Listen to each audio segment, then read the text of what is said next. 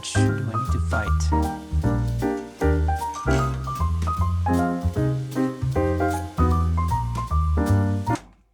F***ing kidding. So yeah, the titanium weight winning project, it's kind of put on hold for a bit, unfortunately, but I still have my Allied Echo here to tinker with. And 1 year ago or so, I did a video on this, hacking together the GRX 12-speed 2-byte earlier, using it as a 1-byte setup. You might have seen that or might have not, but that was just to hold me over for this. So when they finally announced the new XTR Di2, I put my ass on the train pretty quick, went down to Tokyo and scouted, and you would be surprised how few like race-oriented mountain bike shops there is in Tokyo. So I came home empty-handed. They did have like the full kit at one store, but yeah, I don't need a crank, I don't need mountain bike shifters and stuff like that. So home I went, a little bit of digging online, and a few days later, and the wallet quite a bit lighter, the parts I needed arrived, and I think that's a pretty good place to start. Now I know by this point in time pretty much everyone and his mother has already put all this stuff on the scale and stuff like that, so we'll try to get through that quickly. But just to be thorough, this is exactly what I got to upgrade my hacked 1-byte version and get it running natively, so to speak. As you can see, my XTR is the GS version, or the mid-cage version, which means I have a max 45 tooth cassette. I will continue to use my 10 to 45 XT cassette from last year. No need for me to upgrade that to the new 945. I don't really need that 9-tooth cog. Anyway, I also needed the battery and a charger because, as you might have seen there, battery not included. By the way, the Shimano's packaging these days might be the best one in the industry. Look at this, from the land of origamis. It is so damn cute. It's like made for carrying a really delicate, what do you call it, like nuclear fuel or something. So cute, so cute. Anyway, I'll smooth this away. There we have it. A little bit of plastic here for some reason. It's definitely a hefty piece of kit, and I gotta say, like, compared to the images, feels very high quality. Like the silver stuff on the images looks kind of plastic for me even. I don't know. Yeah, feels good in the hand. Hefty, hefty. And yeah, yep, the double spring. As you can see there, 1 spring, 2 springs, instead of the regular clutch that they've been using. And it's, yeah, it's pretty safe. I will do a quick comparison with the GRX one. So, there the battery goes.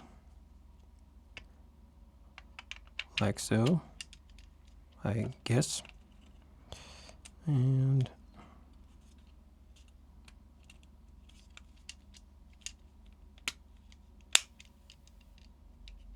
yeah, looks like we're good to go. All right, let's get this over with. Say hello to my little friend. 412 grams. Let's see without the battery, just for completeness sake. 389.2, which means the battery is 22.9, I guess. For funsies, the battery charger is 23.9, if you need to carry that along for some reason. So this will replace my hack together GRX, and if you haven't seen the original video like a year back or so, I will link it down in the description. But this is the solution I came up with. This is actually the 2x earlier, but with the road link, DM made it well, usable. Because I usable, not perfect for by any stretch of the imagination, but usable as a 1x earlier. And I would be surprised if this is lighter than this kit. Yeah, as you can see, 376. So I definitely will add some weight going to this, unfortunately. But weight was never really the goal. I definitely I'm happy to sacrifice those grams for like a full-on native 1x solution that's snappy and fully 100% reliable. Well, hopefully, we'll see. All right, just one more thing I wanted to check out because Terry from Better Shifting posted about this. Underneath this cover, which we can open up. Ooh. Looky here. We have a Di2 cable. And it's a normal Di2 cable. This cable actually goes, if you can see it here, it probably goes just straight from the battery into the motor assembly thingamajig. And you can actually remove this.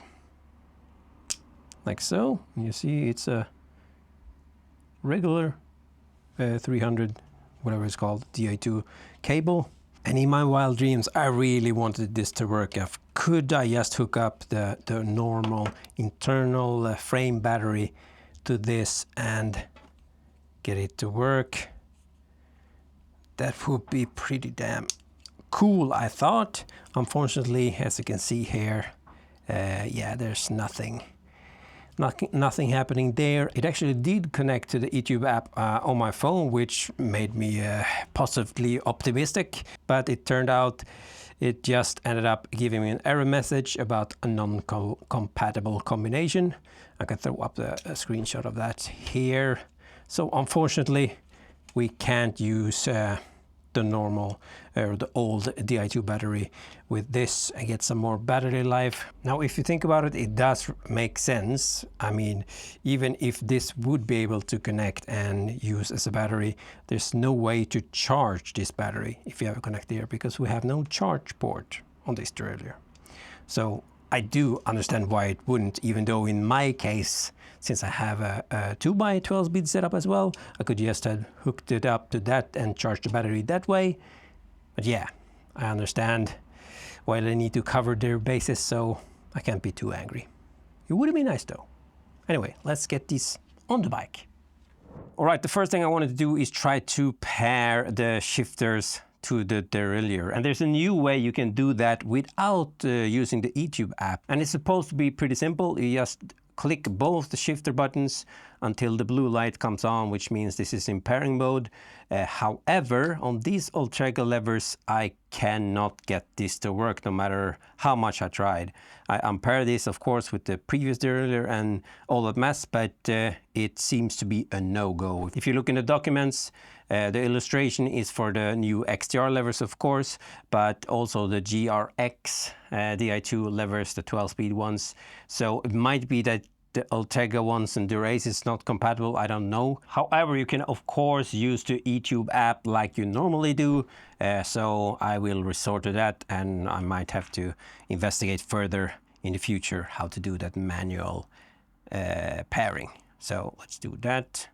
Add remove shifter, and you've probably seen this already if you ever seen anything about the new Di2 stuff.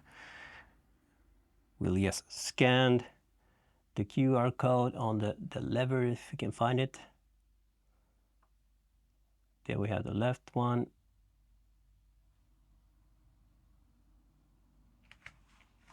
There you go, left and right paired, complete.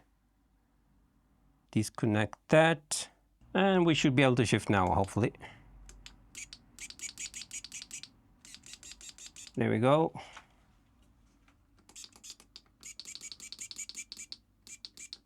And there we go.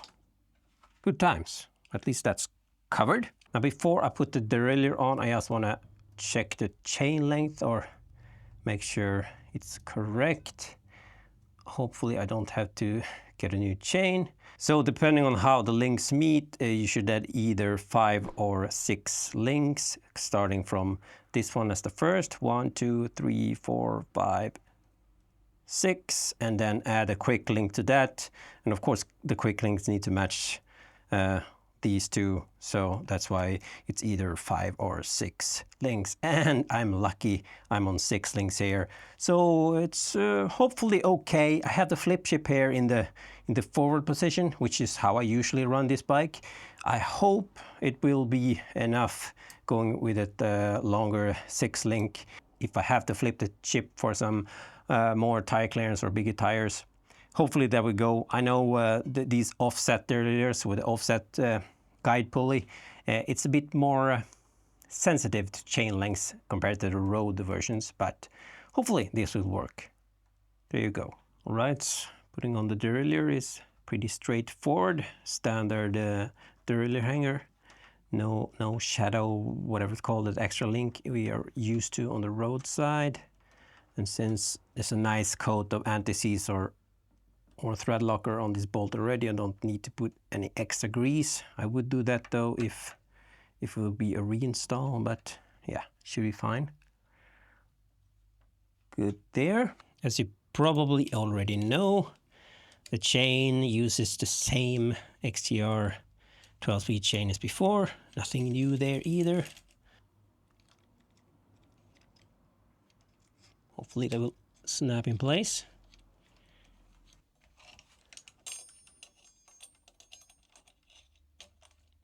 Sure, that's on. We'll see if we can get the wheel back on. So how much do I need to fight?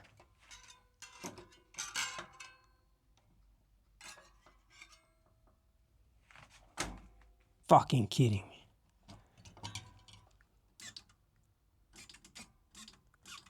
So look at this, when I tried to put the wheel on, I managed to smack the teeth from the cassette straight into the cage, and since this is carbon, yeah, it made quite a bit of a mess there, unfortunately. So yeah, I would suggest be careful when you put your wheel in. Having that cage lock from that other brand would have been nice. Definitely make sure to shift down into the smallest cog before you put that wheel back in. God damn it. Well, you live and learn, and hopefully someone else there won't do the same mistake. Alright, so let's try to ignore my clumsiness for a second and adjust this B-gap. As you can see here, we have actually a marking, so it's really easy to get that in place. I probably could have done this without having the chain on, but it's pretty simple. Just line up those markers with the chain teeth.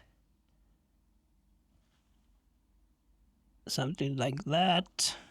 Depending on the camera angle, might not look super aligned, but it is. You have to trust me. And all that's left is to make sure the gears are indexed, and I guess the limit screws as well. Now indexing is pretty straightforward, like it's always is with the Di2. Get this one into the 5th gear. As you can see, it's not very correctly indexed, and also the chain is totally dry, so that's why it's pretty noisy. So just put the derailleur into adjustment mode by holding the function button until it lights yellow. See which way should we go. Shift down.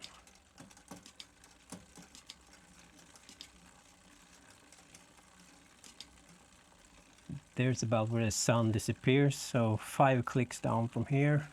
2, 3, 4, 5. That's a good starting point, and that should be pretty much good to go. Or is it? What is the button? There it is.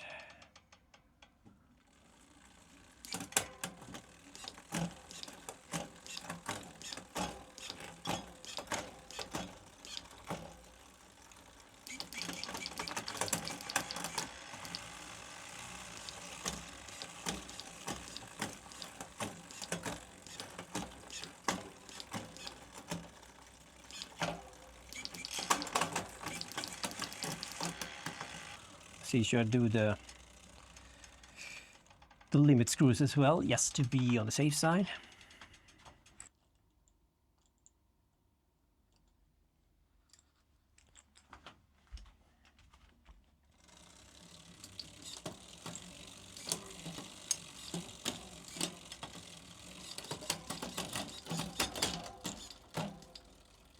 See, until the cage moves a bit and then back off, like a little smidge.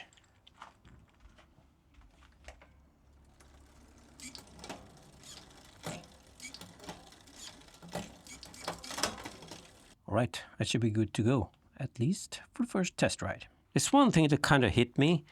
If you had this as an only bike, XTR rear mech and road shifters or GRX shifters, could you somehow still do the update on the shifters at front, because you need to have those wired to do the software update? On the road group, you just need to wire those shifter into the battery. If we disconnect this cable, for example, we disconnect the battery, so we can't get any power into that front. So I wanted to try if we can use, with the help of these kind of junctions, to make one cable into many, can we wire the front lever into this rear derailleur and do our potential firmware updates?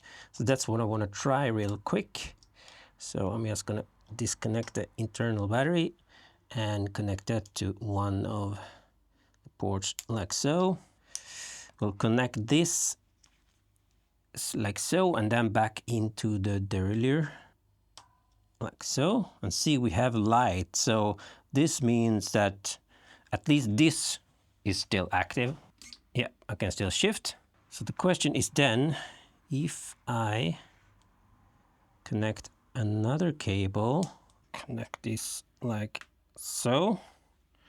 So I can still shift with the one without the cable, but the wired up one is not responsive, which is too bad.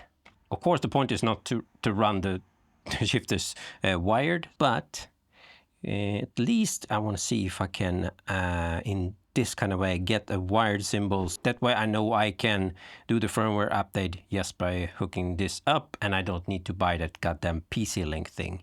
But unfortunately, as app says, I do not have that option, it seems. So if I put the left one,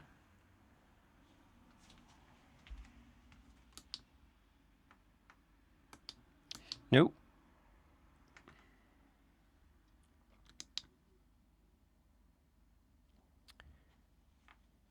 Unfortunately, that's not possible. Now the levers work just fine, so you don't need to do those updates even if they are available. But yeah, if you're stuck on one bike with the XTR and road shift levers, if you want to update the firmware, you need to connect them to the PC Link thingamajig, which is, yeah, an investment in itself, or take it to your local bike shop. I low-key wanted to end the video right there, as I keep harping on about I don't make review videos, I just make videos about the shit I put on my bike. I just want to show off what I wanted to see myself before getting it, and that don't include scores or subjective opinions and buying advice from people that haven't paid for it. But even I realize it would be kind of annoying if I ended the video right there, so okay. Does it shift?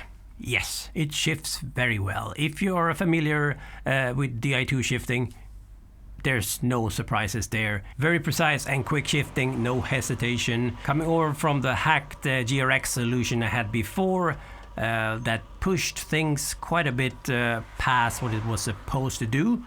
It's a good reminder of how good and crisp a native Di2 system really is. As for shifting speed is, yeah, it's pretty damn fast. This is definitely the fastest I've had on a one bike setup before, and I did some testing outside with the multi-shift as well as a manual full-on go crazy on the buttons. So yeah, let's take a look. Okay, multi-shift, start. Yeah, not bad for speed. Back down.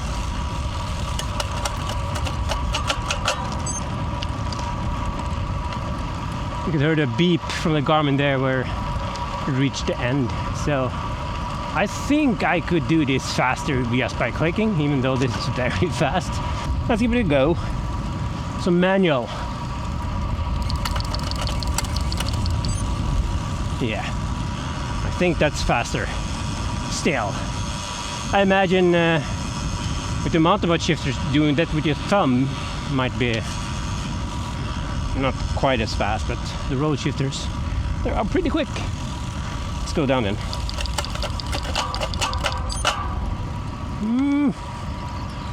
I don't know. What do you think? Multi-shift down might be faster than going manual. Oh well. Now, as I mentioned earlier in the video, the clutch, or the traditional clutch, is gone. It's now replaced with the 2 springs instead of the normal one you have on a non-clutch derailleur. So the tension is very high. I would say, comparing this to the GRX 2x derailleur with a clutch on, it's about the same, maybe even slightly stronger tension. If I disengage the clutch on the GRX, it's way softer, and if I compare it to the Dura-Ace probably has like a fourth of the tension of the XTR. Yeah, I kind of pulled that number out of my ass, but it is yeah, quite a bit softer. The first thing I noticed on my maiden ride was like how quiet the drivetrain was when I'm in the lower half of the cassette, riding on flat and even like a little bit of a bumpy roads. That high spring tension really keeps the chain in check. It's not too surprising, keeping in mind that this is actually made for mountain bikes and not really road bikes or even gravel bikes for that matter. But I don't remember my GRX setup being this quiet. Of course, that could be total placebo, but it is quiet. Once I'm up on the top 2-3 cogs, cross-chaining on these bike, these chain stays are 415 mil long, then the noise is definitely more noticeable.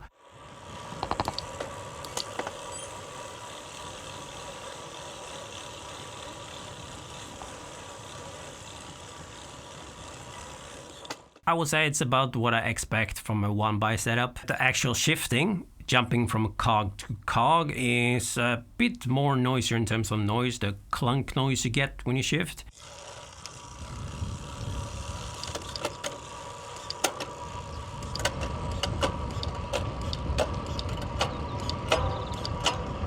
It's definitely louder than the Dura-Ace setup, and I suspect that higher spring tension has something to do with that. Now I know there's some nerds out there that are worried now with the extra chain tension. How does that affect friction and stuff like that? And I can't answer that question. I've already chosen the hill of irrelevant performance metrics that I would die on. And it's not aero, it's not rolling resistant, and it's sure as hell is not drivetrain friction. That said, could I feel that extra spring tension when riding or shifting and stuff like that? Fuck no. I kind of want to experiment and see if I can run this derailleur with a single spring, just for the love of tinkering. If that's the case, I might do a follow-up video on that. Now, what I think a lot of people, including me, is kind of curious about is battery life, and I'm sorry to say I can't answer that question yet. I have about 190k in, and I have lost 1 dot in the app or on the head unit when I see the battery indication. So going by that, it should last longer than the 350k written in the spec sheets. That would be for mountain bikes, and I think you actually shift less on a road or a gravel bike per kilometer than you do on a mountain bike, so it kind of makes sense. It will probably take me a few weeks to go through this first charge with the rainy season coming in and the limited time I have riding at the moment. But if I do that follow-up video eventually, I will definitely update you on the battery life. And if you're really keen to know, I will post more like up-to-date updates on my Strava rides, and I will specifically make sure to report on the battery situation over there. So if you want to follow me there, feel free to. So again, this is definitely not buying advice. That being said, I think like the XT and Di2 versions of this is not too far away. So if you're looking to get into these kinds of toys but don't want to pay XTR money, might be something to hold out for. I imagine the GRX 1x versions will follow after that, if that will be just rebranded mountain bikes like it's been in the past, or it will have some actual changes. Say it, maybe that will retain the clutch, or maybe it will go 13 speed. I have no idea. I have no inside information either. But yeah, it's good times ahead. Some eagle-eyed viewers out there that have seen the first video, or the video I did last year, might have seen there's some other stuff happening on the bike here. There's some new cranks there, new seat post. That has all been covered on the Slayerogram channel, where I basically make a little video on everything that comes through the bike room. A bit different style to what I do on this channel, but it's more frequent over there, so if you're interested, yeah. So just to address that unavoidable comment that you probably will see down there, if I wanted to buy a SRAM, I would have bought SRAM. That doesn't mean I don't think anyone else shouldn't consider SRAM. By all means, if I can be a bit corny, build the bike with the parts that make you want to ride that bike the most. Also, Shimano for life.